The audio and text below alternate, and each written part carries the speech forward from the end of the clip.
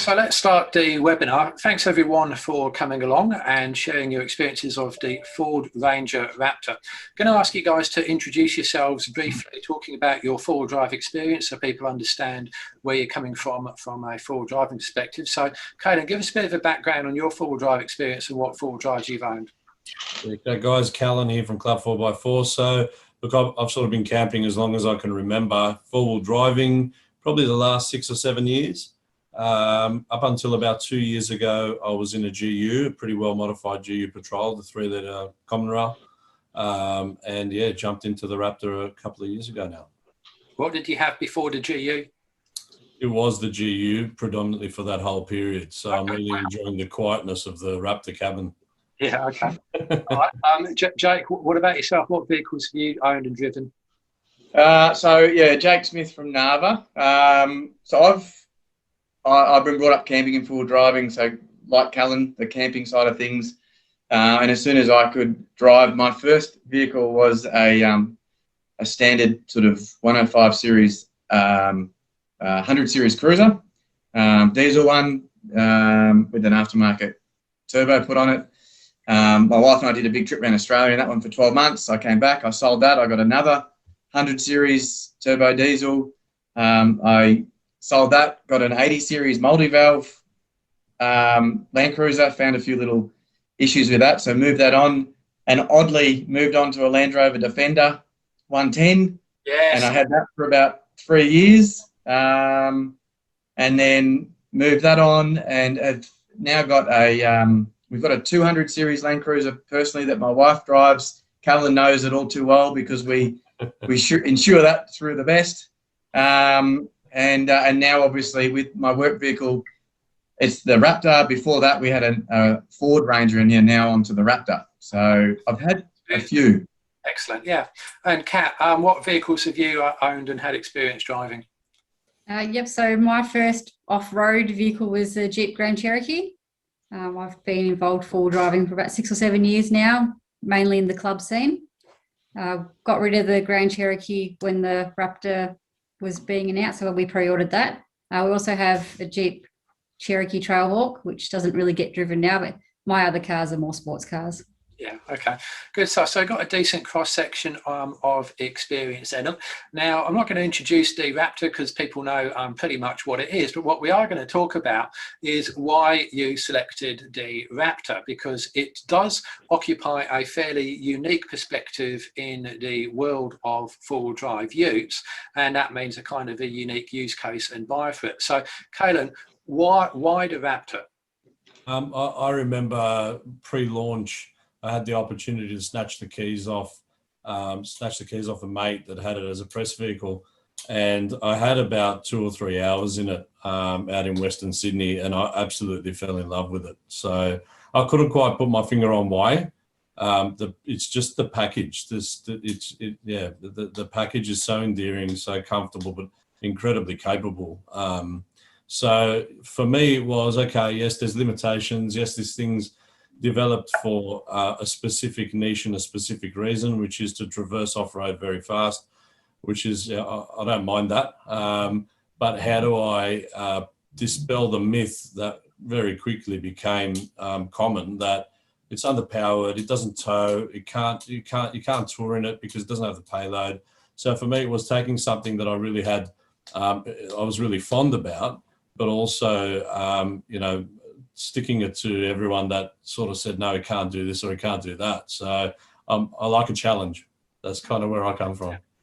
And Jake, what about yourself? What led you to be behind the wheel of a Raptor? So ours is like, it's a promotional vehicle. For a long while, we had the Ford Ranger, for 4 years, and we were in time to trade in.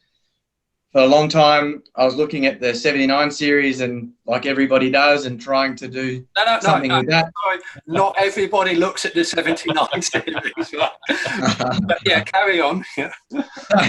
So we wanted to do something, but everything had been done with that. So we needed something unique. We needed something that would be a bit of an eye catcher. So we were lucky enough the timing came right around when the Raptors were being released. So it was one of the first lot released. And the idea behind that was to get that while there was a lot of media coverage. I mean, Ford went to town on getting coverage on this Raptor. So we sort of wanted to ride that wave, but then more than that, we wanted to get the Raptor and dress it up in a way and be one of the first to sort of dress it up and modify it in a way that would be an even greater piece to appeal to those out there. And that's why we got that. And even to this day, with the way we've set it up, it gets loads and loads of attention, whether it's on the trade stand, whether it's on the TV program that we're involved in, or whether you're just pulling up at the servo and someone who not necessarily even is a keno for the Raptors, but they have a ute of some sort, be it Hilux or Ranger or whatever, they always tend to come over for a bit of a chat to see how it's set up and what we've done. Nice.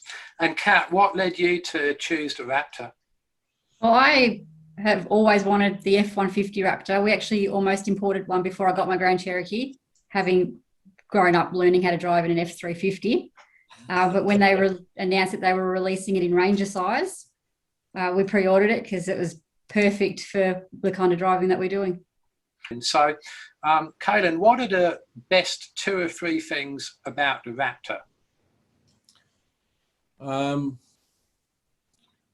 Yeah, look, I think I mentioned it before. So, you know, the package of this vehicle, the sum of its parts, I think is something that continues to resonate with me. But I have to say the suspension setup and the architecture that Ford have put into the suspension and the axles and that component of the drivetrain is what really makes this car special. So, you know, going down, a high-speed dirt road, you know, those undulations, they turn into nothing by the time they hit you in the car. You know, that's its ability to soak up bumps at speed is absolutely incredible. But what a lot of people don't get is that same architecture lends itself very, very well to difficult off-road conditions. So, you know, rocky, ruddy stuff, you know, the compliance of the suspension front and rear really, they come to life as much at slow speed as they do at high.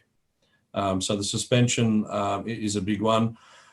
One that has been, and the third one, I guess for me, it's going to sound really simplistic, but it just gets me every time, the seats. So it's probably coming out of the GU. They were they were kind of like bench seats, really. You know, the seats in the Raptor are a really comfy place to be. I'll do a lot of miles. So whether it be on road, getting to dirt and then on dirt, you know, being in that cabin, and I think, you know, the seats sort of cocoon you, and it's just an incredibly comfortable place to be regardless of where you are. Because they're actually sports seats, aren't they? Yeah, I think there's sort of more bolstered versions of the Ranger.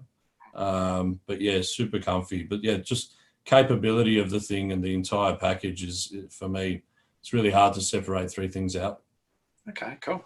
And Jake, what did you say the best things about the Raptor?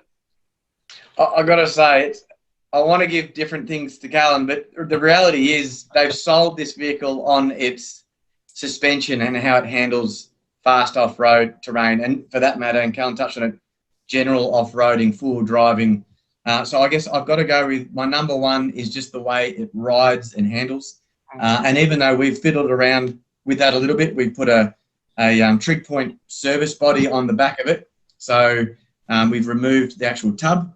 We've tweaked the coils in there just by putting Cal off-road coils, just so that we can allow for the additional weight of the rear and the front. But handling off-road, even probably not so much for the high speed for us, but even just the genuine hard off-road tracks with wallows and all that sort of stuff. It's just so capable. We've done quite a lot of full driving in it because we're partnered with the Full Drive TV program, and we do quite a lot of tracks from sand to rock to all sorts of stuff, and it's just been hugely capable. And probably the other one is just its general comfort levels. So like I touched on, we've got we do have a Land Cruiser in the family as well, and that's reasonably well set up. What I would have thought would have been you wouldn't be able to get much more comfortable than that, be it on road or off. But the the Raptor is more comfortable. It's an amazing ride. The kids don't find the rear seats, or they're not wrapped in the rear seats, but I don't necessarily need to worry about that. The front, like Callum touched on, are brilliant. And I guess it's so smooth and quiet outside of the fact that our wheels are unbalanced now and making like a low aircraft sound. But outside of that, you can eat up the kilometres in it. We put a long-range tank in it so we can go that little bit further.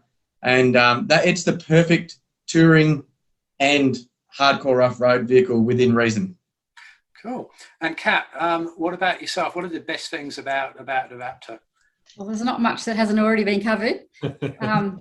Definitely the comfort. After sustaining a pretty bad back injury a couple of years ago, I'm sort of limited to the kind of vehicles I can travel in without ending up pain by the end of the day. The Raptor is by far probably the most capable vehicle I've ever driven off-road. And we do more of the slower, harder stuff too, more touring, not so much the fast stuff.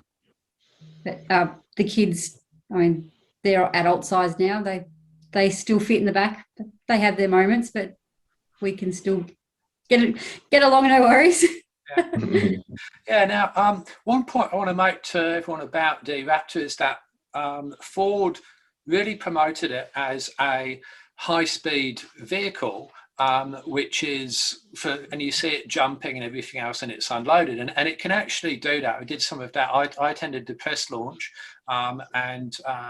yeah, that was definitely what we were doing there, and that was an effective vehicle. But realistically, no one's going to do that, because if you're going to jump a vehicle like that, I mean, it's expensive. You're going to get an old side by side or something of that nature. But the important point about a Raptor is that its high-speed capability still is value to you, even if you're doing normal four-wheel drive speeds. Because let's say that you're going along at 70, 80 k's an hour, same speed as everybody else, and you hit a bit of a washout. The guys in the non-Raptors are going to feel it way more than you, and the car's going to be that more capable. So in other words, you don't need to have it unloaded and going really high speed to get the benefit of that architecture and suspension and all the things you guys said, and, you know, Kate in particular outlined on. Now, that brings us... Yeah, go on. Sorry, Rob, I was just going to add to that. So, you know, if we think about touring, a lot of that time are those outback highways to get to those destinations. And that's what I've found. Even towing our T-van, which is about 1.5 ton all up, you know, it just soaks those bumps up. So when I said high speed, it's not tearing around a racetrack as much as I'd love to do that, or a dirt sort of a dirt circuit. It is absolutely 70, 80 Ks, you know, even towing sometimes, and it just makes that trip go that much faster. You mow down the Ks, just like Jake said. Yeah, exactly. So, you know, the suspension's just amazing for that. And also it's got good tyres. It's got, you know, the 33-inch tyres on 17-inch rims. And by the way, the tyres are specially designed for the vehicle. They're not standard BFG KOs. They're actually designed specific to the Raptor. But then we've got to talk about the power. Now, I was and still am one of the people that says the vehicle is underpowered for what Ford want it to do. And my reason for that is that if you're going to market it as a high-speed off-road sport vehicle, and I had the opportunity to drive it as such, I felt it was underpowered because the chassis was way more capable. You're coming out of a dirt, you put your foot down and it's dead. So I think as a high-speed sport vehicle, it's underpowered. As a normal four-wheel drive touring, I don't think it is underpowered. What would you say to that, Kat? I agree. So for just your standard high country stuff, even some of the desert stuff, it's really well set up. The 10-speed gearbox just works really well. But yeah, like I said, we haven't done the really fast, hardcore speed jumping and stuff, so don't really have that side to compare against. But yeah, okay. What about yourself, Caleb? Would you say it's? Would you agree with my statement that for a pure sport vehicle it's underpowered, but for normal drive, four-wheel drive too, it's fine? Yeah, look, absolutely. I mean, if we're running for times, then, you know, I think an extra 50 kilowatt, 100 newton meters would do well, maybe even more. But sorry, did you say an extra 200 kilowatts? Yeah, I know. I regretted saying that as soon as I said it, Rob. You saw my face. Look, I think for me, I've towed the trailer up to Payload in the car as well. Look, it does what it needs to. I think the gearbox is what makes the engine shine. So, you know, having 10 ratios to pick from, the car just does its thing and moves along. Yeah, if we say that it was made to be an off-road race vehicle, yes, underpowered. For me, I've never really felt that it was underpowered in what I do until I needed to conduct an overtake on an overtake lane, which is usually uphill with the trailer on. If I don't have the trailer, I've got absolutely no issue. And that's frustrating, but that's also, it's a mindset. So, you know, it's that individual that's always under the limit until you get to the overtaking lane. Exactly. But yeah, look, I largely do agree. But I think for what I use it for, certainly, it does what it needs to. Okay. Anything to add, Jake, that hasn't already been said? No, I tend to agree. I think it feels like it takes off reasonably quickly. We've put a little iDrive unit in ours just to try and make it a little bit, just to take away a bit of that lag. And it's like Callum was saying, when you're maybe up on speed and you're trying to put your foot into it, it doesn't really want to do much. But as far as just, it certainly is on its own merits. It's perfectly comfortable in touring and whatnot. Just not towing a big haul behind you. Yeah. Okay, that's good. All right, now let's talk about the worst things about the vehicle, and that can be anything you like, major to minor. So we'll go to reverse. So we'll start with you, Kat. What's the worst thing about the vehicle? Probably not having factory tyre monitor sensors. Not knowing what tyre pressure I've got is really frustrating. Especially coming from all my other vehicles that have got it. Anything else that you don't like about it, or you'd want to change? No, not really. We haven't really done much. I've chipped it, but other than the racks and the lights, my car is still pretty much stock off the factory floor, and that's how I'm going to keep it. Didn't need to do suspension or wheels or anything because it comes with it already. Yeah. All right. Yeah. Jake, what's the worst things about the Raptor in your view? It probably is just what it can carry. It's load carrying. I mean, that in part is our own doing, because we've gone and wanted to set it up as a bigger touring weapon. So we've sort of put the work body on it and so on, and the front bar and bits and pieces. So we've tried to keep that absolutely as light as we could. The inside of the work body or the canopy is pretty well just a couple of divides, a stand-up 80-litre fridge. So that's light. Everything we've done is with keeping things as light as possible in mind. So it's got a lithium battery. So everything's tried to be light. To me, probably the biggest thing is just not being able to really load it up with a whole heap of stuff. But we're sort of, I reckon we are very much at its max. We're sort of playing on its max at the moment. Do you know how much your car weighs? No, I don't. I need to go and take it over a weighbridge, to be honest, just to get an idea. I by my sort of calculations as I've done it as I've gone along, really if I load it up to go and do a trip, usually it's only one person or two people in there with the luggage and so on. My calculations are we'd be right on it, like with nowhere to move. If I load the thing up and put my whole family in it, I know I'd be over it for sure. Yeah. And that's why we don't tend to take it for the big family trips loaded to the hilt. And only because of the way I've built it up. Kat could undoubtedly take the whole family. She can take 150 plus kilos off for the canopy that I've got that she doesn't, because she's kept the tub. So that's probably my biggest negative of it, to be honest. Yeah, so she just mentioned a couple of things about the Raptor payload. It's actually interesting to look at compared to a Ranger. The front axle on the Raptor can actually carry more than the front axle on the Ranger. And the rear axle is stronger and it can carry more than the Ranger's rear axle. But because the suspension is quite soft, Ford have actually derated the rear load carrying capacity well below that of the Ranger. And that means that the payload is around about the 700, 750 kilogram mark, as opposed to 900, 950 for the Ranger. And the other part to that is that the sum of the front axle and the rear axle loads is exactly the vehicle's GVM, which shows that Ford are kind of scratching a bit. Normally, the sum of the front and the rear axle should be greater than the GVM, so you've got a bit of load flexibility. And that is also why the load towing limit rider is only 2.5 tons. The reason for that is because they don't want to put more than a 250 kilogram turbo mass because of the soft suspension. It's not because the vehicle's not strong enough to take it. So that's the problem. If ever a vehicle was capable of being upgraded to a GVM greater than what it is, the Raptor would be it, because it's so strong. It's actually reinforced all the way compared to the chassis, everything else. So it's reinforced compared to a normal Ranger. It's got better brakes. It's got bigger disc brakes at the front, and it's got disc brakes instead of drums at the rear. So that's the trade-off you'd make. And personally, I just love for them to do a slightly less jumpable Raptor with a payload of 900 and towing 3.5 tons. Yeah. But anyway, Kalen, worst things about the Raptor for you? Mine are relatively small things. So one thing I really don't like is I'd love to be able to turn off the start-stop function. That's not unique to the Raptor, though. That's actually law, because if the vehicle passes its fuel consumption test with that enabled, and that's why it's there, then by law it must be enabled every time you switch the vehicle on. Oh wow.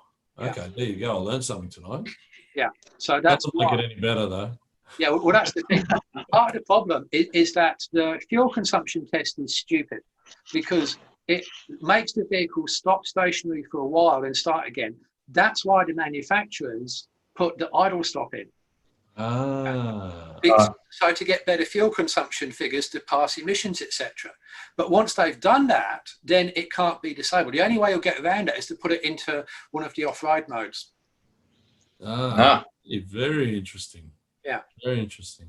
Oh look, I mean, you can press the button to disable it, but it's just first world problems, right? Yeah, I know. Well, look. So yeah, you can't blame Ford for that, and it's not unique to the Ranger. Anything else you don't like about it? Look, the only other thing is, look, I do a fair bit of underground parking with meetings and that sort of thing, and it's limited what I've put on the roof. As you can tell, I'd be unlikely to put a rack on that vehicle, but the size of it sometimes can be a little bit difficult in those situations, just with the width. When it's got an extra 100 mil of axle width and the flared guards as well, which I think I love the look of it. But yeah, sometimes it makes it a little bit difficult navigating in some of those underground car parks. But look, I know we've touched on Payload. It is a challenge, and for us, we need to stay legal, being an insurer. But yeah, I'm challenging myself now. I am going to build that rear out. I've relied on the trailer for too long for trips, and I was up on I did a trip up to Fraser with the Off-Road Adventure Show a month or two ago, and I got tired of the mess in the tray. I'm a little bit OCD, so I'm going to have to work something out. Yeah, well, if you have a look at, I think one of the most recent videos I put up, I actually go through lightweight camping. Okay. And the average, for your basics, the average four-wheel drive family takes away about 160 kilograms of stuff in tent, bedding, etc. If you choose lightweight gear, you can get that down to under 50 kilograms for the family of 4. Holy moly. Right, okay. So have a look at that, and it will just reorient your view as to how much bulk and weight you need to carry, and then you actually can fit this stuff in there. So I can guarantee 100% I could not get my family down to 50 kilos. No, that's excluding personal bags and stuff. But yeah. So, that's right. Yeah, right. I'd have to exclude a lot more than that, I reckon. Well, yeah. So look, a camping stove might be about 200 grams, but people will regularly take 15 kilograms worth of stove and bottle with them. So you can save that amount. And Kat's got a really lightweight chair, but yeah, it can be done just to get that weight down. But we don't like to do it. We just like to buy heavy things. It's a trade-off you make.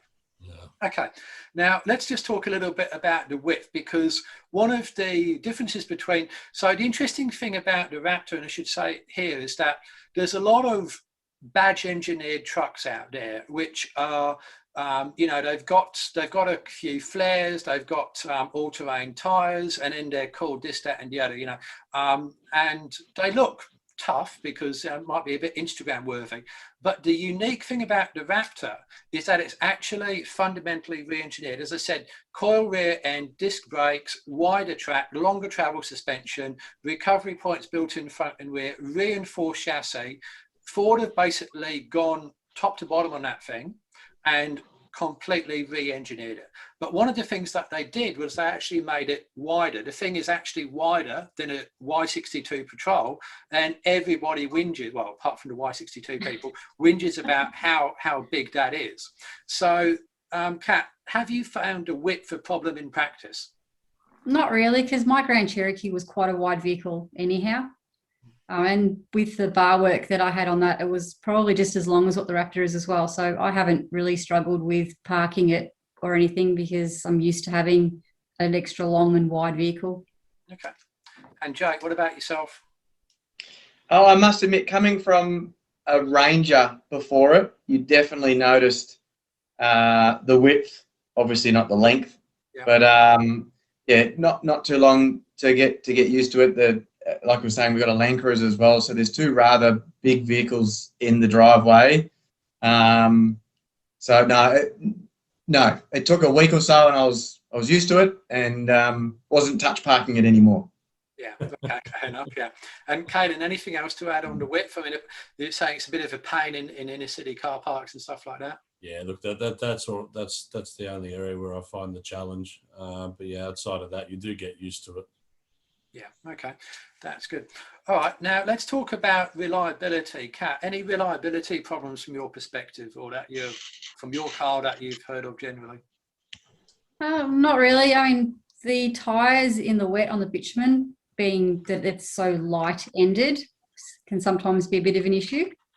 Yeah. But other than that, I've got over 96,000 Ks on mine in just over 2.5 years, and I've not had any issues at all with it. Okay, that's good. Jake, any reliability issues? No, we've been very, very lucky. We've like I was saying, because it is a promo vehicle that goes out, it has done perhaps not as much as Cat, but it's done a lot of off-road and like Monkey Gum up in New South Wales, some really challenging tracks. And I've had no dramas. I have heard other issues. I've heard of other Raptors with gearbox issues, but touch wood, we are rolling strong at the moment. Okay, good. And Caelan, how many Ks have you done and any issues found? I think we just ticked over 45 on ours just a few weeks ago. So I haven't had any reliability issues. I did have a problem with a trailer connector in the back, which I spoke to Jake about already. I think that's more a maintenance issue than anything else, but I haven't had any other issues relative to the actual vehicle itself, no. Yeah, okay, good. All right, that's good to hear. Now let's talk towing now. Caelan, I know you tow, I think you tow a T-van. How heavy is that? So it's 1.5 ton when it's fully laden, yes. And how does it tow? No problem. I think, it's interesting because the width of the T-van aligns just, it's probably the same width as the inner part of the guard, so ignoring the flares. So it tracks really well behind it. It's interesting, when you're towing, you think that you should have leafs, and I think you'll tow more with leafs, obviously. But what I found, one thing I didn't mention is that we did actually put in some Tough Dog leveling springs in ours for two reasons: the extra weight of the bars, front and rear, and the sport rack, saw some sag, but also towing without it, it really was not level anymore. So the Tough Dog leveling springs, it sits dead flat and brings it back up to factory spec, but also has the shocks working in their operating zone. So, but going back to towing, look, it's incredibly comfortable, and I find that the extra compliance in the suspension means you just forget the trailer's there. I think I mentioned before, a bit of extra power to allow for overtaking, but once you're moving, it's very, very easy to sit on 110 and not even remember the trailer being there. So it tows really admirably, I have to say. Okay. Yeah, T-vans are pretty easy to tow. So there's that and 1.5. Have either of you guys done any towing, Jake and Kat? No, not yet. We have a big 12x7 tandem trailer that's caged. That's how we tend to go away when I take my family. So it's we did that over Christmas, which was full to the hilt with motorbikes and push bikes and so on. And there would have been a reasonable amount of weight. It's a trailer that tows a tractor. So, and it towed it beautifully, and it sat right. You wouldn't know that it was on the back, other than, like Callum was saying, unless you're going up an extended hill and you want to try and it'll retain its speed. It just won't overtake anything at that speed. So yeah, it tows great. We've got a caravan. I wouldn't dare put that on the back of it. I think that would challenge it. Yeah, that's where your 200 comes into it. Yeah, That's good. Now, one of the things about a Raptor is you look at the price and it's pretty high, but actually quite a lot of modifications come for you, because you've got tall tyres already and they're all-terrain like truck. You've got front and rear recovery points. You've got a metal bumper bar at the front, not a bull bar there. And you've got side sets which are strong enough to handle rocks, etc. You've got underbody protection. So there's actually, you can't compare the price against an off-the-shelf Ranger. You've got to put mods on the Ranger, then compare it. But that said, every vehicle could do with modifications. So let's talk about the modifications you'd recommend generally for Raptor owners and why. So, Kat, let's start with yourself on that one.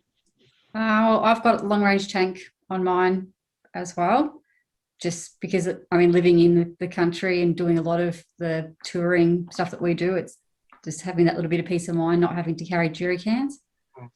So yeah, that was a big must on my list. I do have it chipped. I've got a DP chip, the performance chip on mine, just to give it that little bit of extra go. It was very noticeable when we drove up to Queensland, overtaking road trains and stuff. I had my husband following in his SRT, and yeah, no issues getting out and past the trucks. Well, to be honest, you could have just put a strap on the back of the SRT. that thing's got enough grunt to fly off into space, but yeah. Okay. All right. Anything you'd recommend that Raptor owners do, generally? No, not like you mentioned. The vehicles come off the factory floor more than capable of doing pretty much any kind of driving. You don't need to go with the bigger tyres and the higher suspension, because they are set up really, really well. Yeah. Okay. Jake, what's your view on modifications? Are there any must-have mods or changes or things you'd recommend? So I have to look at it a little bit through a different lens, I suppose. And I was thinking this the other day in the lead up to this. Obviously, I've got it through our work vehicle, so we've gone the doctor on everything. Personally, if it was just mine, and I was thinking this the other day, I'd probably do something very similar to what Kat and Callan have, and that be, I'd definitely I'd want a bull bar on the front just so I could mount a winch, and obviously I want driving lights because I can steal them from work. And outside of that, my favourite accessory on the work one is the canopy, the working with the gull wings to operate out of. But personally, for me, that's probably quite cost prohibitive. So I would just want to do something like what Kat's done there. I'd want a rhino rack or a flat platform roof rack on top, and something where I could close the tub on the rear so that I can seal that area in. But outside of that, and put a snorkel on it just so I can lift that wading depth and so on. Like, as a bare minimum, bull bar, snorkel, rack on the top, and a lid on the rear. And I think, like you said, they come off the floor so incredibly capable, and you're saving yourself a bomb on all those things you otherwise have to put on a vehicle that comes off the floor. So yeah, I've actually got a trig point on my own Ranger, and I love it. I'm one of the early customers there. So now I've got that, I wouldn't be without it. But they're not cheap, but God, they're good. No, they're just fantastic. Yeah. Oh, they're brilliant things. Yeah. Okay. I do now have a snorkel on mine as well, and it just gives you that little bit more peace of mind when we are doing deeper river crossings and stuff as well. I do recommend everybody gets a snorkel. It is cheap insurance for your engine. It's $500-600, and you can sit there and go, oh, I'll never go through a deep water crossing. You cannot predict the future. Just it's insurance for your engine. It's really, and it's not going to, there's no downside. The engine's not going to produce less power. If the vehicle's not going to have less resale, just do it. It's just one of those no-brainer. Okay, Caden, what modifications would you recommend or must-haves for Raptor owners? Look, you can tell I don't have a snorkel here. It's not working in the picture. Come on, you're Mr. Insurance. Come on. Yeah. Oh, no, that's why, isn't it? So, yeah. Well, we walk them and we often turn back. So, interestingly enough, with the Raptor, the air intake sits about right there, if you can see it in the image. So it's not in the guard. So it's actually a nice big bell mouth right up the front, true to form for performance. So I think a snorkel is really important if you intend to give things a shot. Look, you mentioned before, what should Ranger Raptor owners do? My view is get out and use it, because there's no point chucking stuff at it until you've worked out what you need. For us, look, it is a promotional vehicle as well as along with our Everest as well. So, to a certain degree, it's got to be representative of what our customers are doing. But, some bar work in the front, like Jake said, to get the winch in and mount some lights. With the extra bar work that we put on, we put some protection down the side as well to give it a little bit more clearance. So our approach angle is a lot better because of the front bar and also those side steps that sort of come in handy.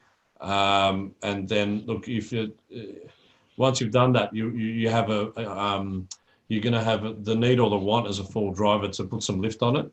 I actually did a video with Tough Dog when we did the install. The shocks on these things from the factory are incredible. Unless you're going to change the shocks as well, try and get a spring that's going to have you within the operating space, because you will lose your ride. And as soon as I put my bar work on, I felt, I sort of said, well, this is actually handling better on the road. But that was because it was at the top of the operating spectrum, which meant it was stiff all the time. But as soon as I got that little bit of extra clearance again, what it meant was I was in that ride zone, and that softness and the compliance of the suspension came back. So, look, I've gone very light with the mods on ours. I've done that for a reason. I tow the T-Van if I'm going away with the family. And for me, it was, I don't want to ruin something that's so nice out of the box by putting too much in it.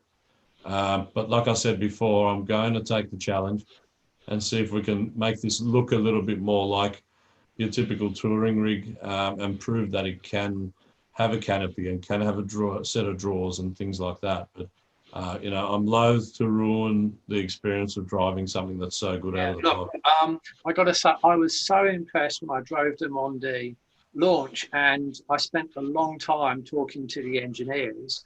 If I owned a Raptor, I would not change the suspension. I would not put 35s on it. I would not do any of that, because these guys have spent a long time setting this all up perfectly. Then you go and change the unsprung weight and everything else like that. No, mate, you're ruining it. So I would, and the other thing is power, right? I mean, as I've said, it's not blessed with an abundance of power for a sport truck.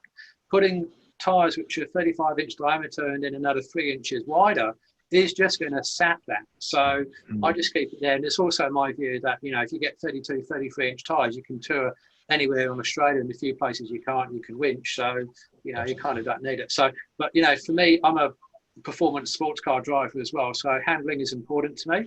And it's less important that it looks good on the Instagram account. So, okay. So, going to end of time there. So we don't have one here, but let's say that I could get a Ford engineer who was in charge of the Raptor program for the next Raptor, and then he would say, okay, tell me, give me some guidance as to how I should develop the next Raptor. So let's start with yourself, Kat. What would you say to that lead Ford engineer as he's sitting down to design the next Raptor? I wouldn't change much, other than the side steps are probably a little bit too wide for a lot of the off-road tracks that we do. Okay. Happy customer. Jake? Touched on it before. I would like a bit more mumbo, just grunt Yeah. And there's whispers of some V6 twin turbo something or other coming along. And probably just load carrying, like you said, and Callan said, if they could get it close to what a Ranger's load carrying capacity is without taking away its ride and so on, it would absolutely be the ultimate vehicle. And I think you'd actually find more tradies, more this, that, the other, who can load this thing up to the hilt like a Ranger can be, its equivalent. I reckon they would hit the mark 100%. Yeah, well, I actually pre-ordered a Raptor with my local Ford dealer. But when I read the specs, I went and cancelled the order because it just can't carry what I need it to carry for families, and it can't tow my race car. I think that's why we managed to get ours early, because we got it. We were well back on the list, and I think they said that Robert Pepper cancelled his order, so I jumped in there and grabbed it. Yeah, that was it. But the thing is, if it had been a bit closer, it would have been fine. But yeah, so as I said, I'd sacrifice a bit of that jumpability for more payload. I mean, it's so much. Kat and I go on trips together, and I jump out of my Ranger into hers, and it's like, whoa, this is limousine. Past the champagne here. She doesn't drive like a limousine driver, but a cut of everything. All right, Kaylin. So if we had that lead Ford engineer here, and he's about to say, Kaylin, what should I do for the next Raptor? What would you tell him? What advice would you give him? My advice would be evolution, not revolution. So we're on a very good thing here. Yes, look, a little bit of extra payload I think would suit all of us as tourers and off-roaders. So 100 or 200 kilos extra. Look, I'll probably get chastised for this, but Ford have some tremendous petrol motors available to them. Yes. So a Coyote would be nice. The 2.3 out of the Mustang would be lovely, but also the F-150. So the twin turbo diesel. I think that would be an absolute hoot. I mean, Rob, if you're looking for an outpowered chassis, there's plenty of options there from Ford. Yeah, I agree. I'd actually much prefer a petrol, because I'm done with diesels. I think they're too complicated now. I don't ever want to touch AdBlue again. I want a Raptor with a payload of 900 kilograms, tow 3 tons, and I want it to be petrol. I'll just put a long range tank in it, and we're good. And then the engine's going to be lighter as well and more fun. And I want it to be 250 kilowatts and 7 or 8 Newton meters.